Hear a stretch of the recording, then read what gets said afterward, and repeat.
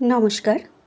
আজকের ভিডিওতে ধর্ম প্রসঙ্গে স্বামী ব্রহ্মানন্দ মহারাজ ভক্তদের প্রতি যে উপদেশ দিয়েছেন তারই কিছু কথা তুলে ধরা হলো।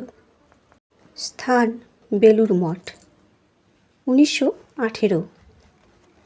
তাঁর শরণাগত হওয়া, তাঁর চরণে নিজেকে বিকিয়ে দেওয়া সোজা কথা নয়।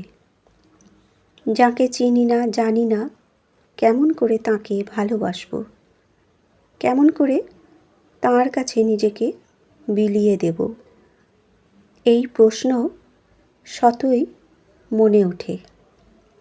একজন লোক ঠাকুরকে একদিন বলেছিল, আমার ভগবানকে ডাকতে মন যায় না। তিনি জিজ্ঞাসা করলেন, তুমি কাকে ভালোবাসো? উত্তরে সে বললে, আমার একটা ভেড়া আছে, তাকে আমি ভালোবাসি।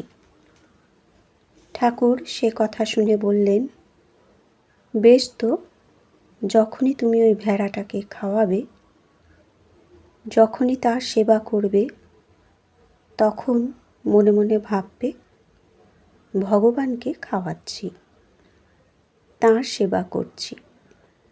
এইরূপ মনে প্রাণে ঠিক ঠিক করো দেখি, সব ঠিক হয়ে যাবে।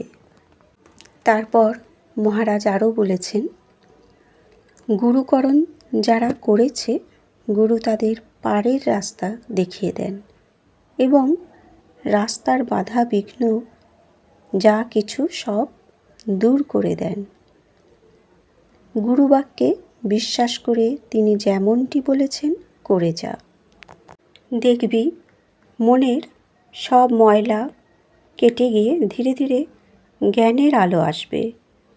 গুরুর প্রতি ঠিক ঠিক বিশ্বাস হলেই সব কাজ হয়ে গেল। গুরুতে মানুষ বুদ্ধি করতে নেই। শিষ্যর নিকট গুরু প্রত্যক্ষ ভগবান। গুরু প্রণামে আছে, গুরু ব্রহ্মা গুরু বিষ্ণু গুরুর দেব মহেশ্বর, গুরুরেব পরম ব্রহ্ম তস্মৈ শ্রী গুরুবে নমঃ। ভগবত বুদ্ধিতে গুরুর পূজা, গুরুর ধ্যান ও চিন্তা করতে করতে দেহ মন যখন শুদ্ধ হয়ে যায়, তখন গুরু শিষ্যকে ইষ্ট দর্শন করিয়ে দিয়ে সরে যান।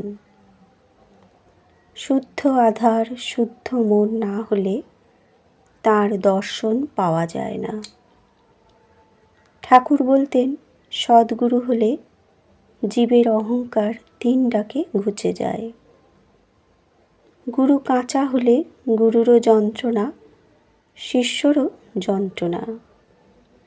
কাঁচা গুরুর হাতে পড়লে শিষ্যের অহংকার যায় না, সংসার বন্ধন ঘোচে না। যারা ঈশ্বর লাভ করেনি, তাঁর আদেশ পায়নি, তাঁর শক্তিতে শক্তিমান হয়নি, তাদের সাধ্য কি যে অপরের সংসার বন্ধন মোচন করে। কানা কানাকে পথ দেখিয়ে নিয়ে গেলে হিতে বিপরীত হয়।